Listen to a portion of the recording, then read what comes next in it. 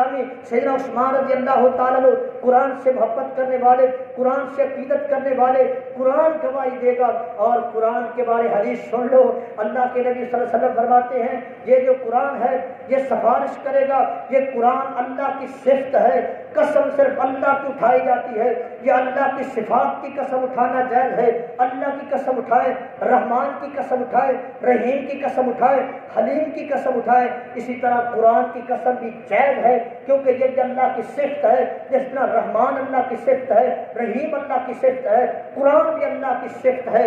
حضرات گرامی یہ قرآن یہ بھی قیامت والے دن سفارش کرے گا۔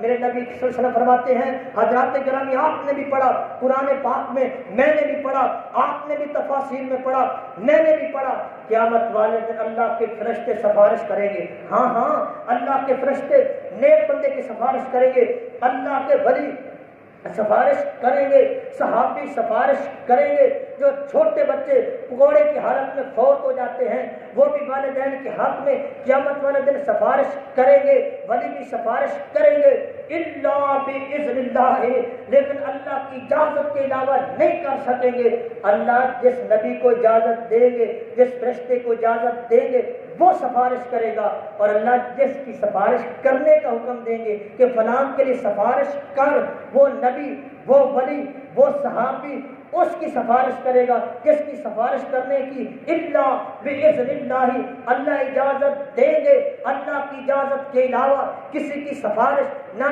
نبی کر سکیں گے، نہ ولی کر سکیں گے، نہ کوئی جناب امام خطیب صوفی کر سکے گا۔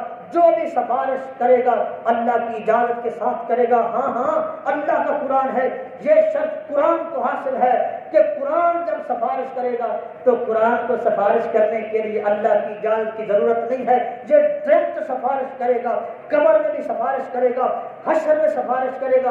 اس کو اجازت کی ضرورت کیوں نہیں؟ اس لیے کہ یہ اللہ کی صفت ہے، یہ اللہ کی مخلوق نہیں ہے۔ جو سفارش کی اجازت اس کو اجازت وہ دے گا، اجازت بغیر سفارش وہ کر سکے گا جو اللہ کی مخلوق ہے، قرآن اللہ کی مخلوق نہیں ہے۔